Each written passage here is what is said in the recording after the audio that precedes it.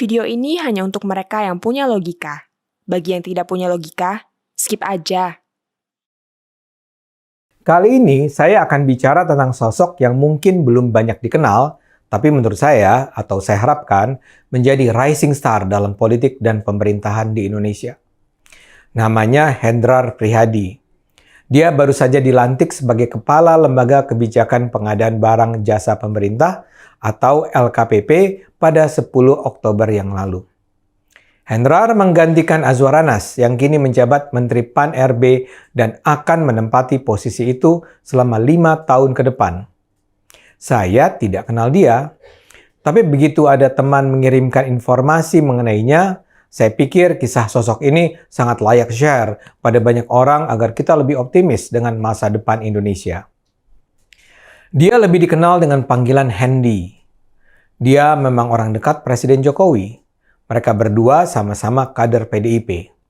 Saat Jokowi menjadi wali kota Solo, Hendy menjadi PLT wali kota Semarang.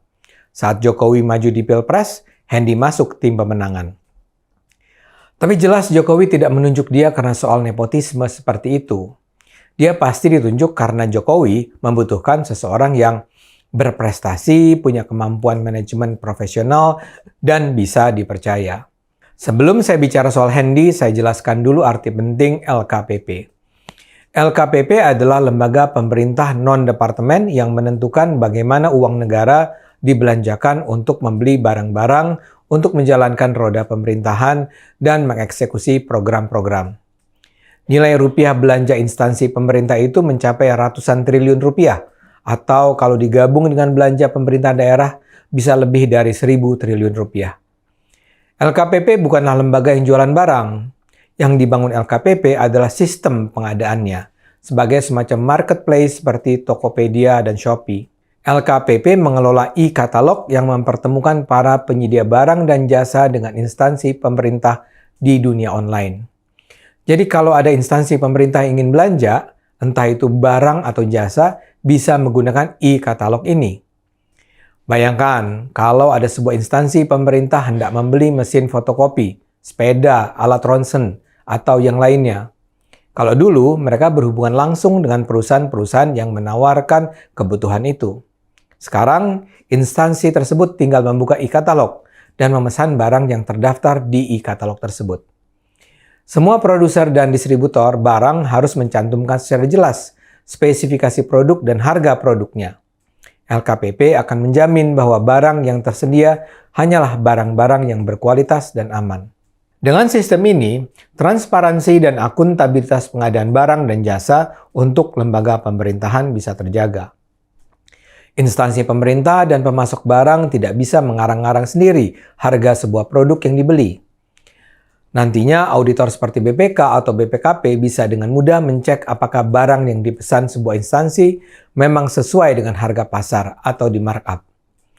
Dan karena semua riwayat negosiasi itu tercatat lengkap dalam histori belanja, kedua pihak juga tidak bisa tipu-tipu soal kesesuaian harga. Ini semua kelihatan keren di atas kertas, namun penerapannya akan sangat bergantung pada perilaku para eksekutornya. Karena itulah Jokowi harus menempatkan orang kepercayaannya di posisi pimpinan lembaga itu. Untuk mengisi kebutuhan itulah nama Hendy muncul. Hendy ini orang Semarang seperti Ganjar Pranowo. Dia lahir di Semarang pada 3 Maret 1971.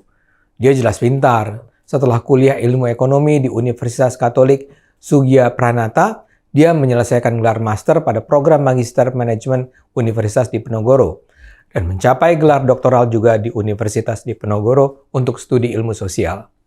Dia pernah menjadi dosen di Fakultas Ilmu Ekonomi Unika Sugya Pranata pada 2001 sampai 2004.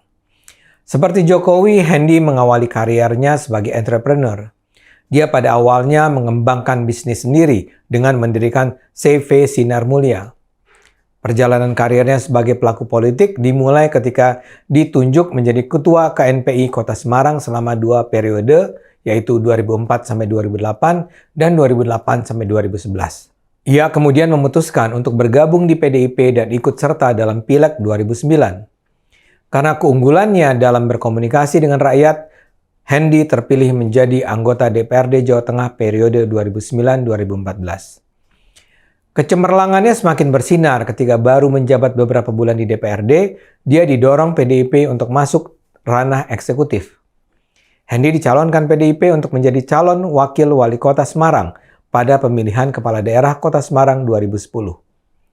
Hendy pribadi saat itu mendampingi Sumarno Hadisaputro. Mereka menang dan Hendy pun terpilih menjadi wakil wali kota Semarang. Setelah menjabat sebagai wakil wali kota, Hendy ditunjuk untuk menjadi ketua DPC PDI Perjuangan Kota Semarang. Garis takdir dalam politik menjadi semakin tegas ketika Sumarno ditangkap KPK karena korupsi. Hendy pun langsung diangkat menjadi pelaksana tugas wali kota Semarang selama 2 tahun.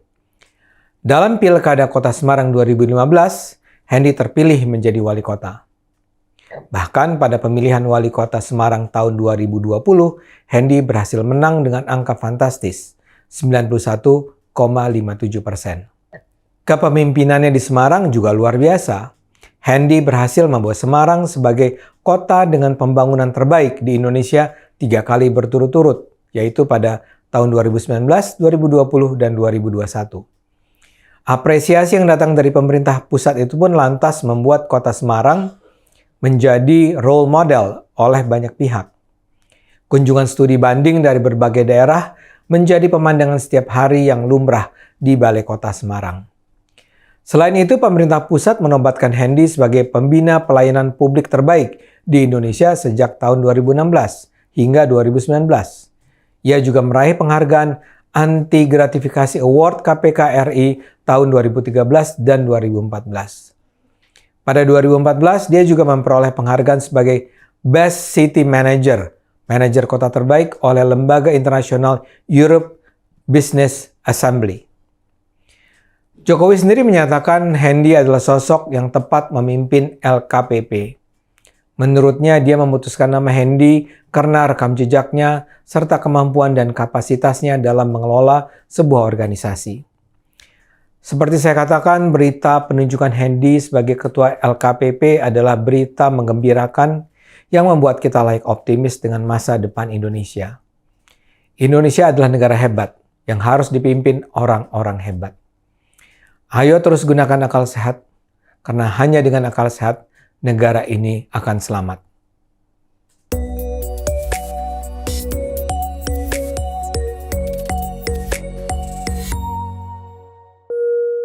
Video ini hanya untuk mereka yang punya logika. Bagi yang tidak punya logika, skip aja.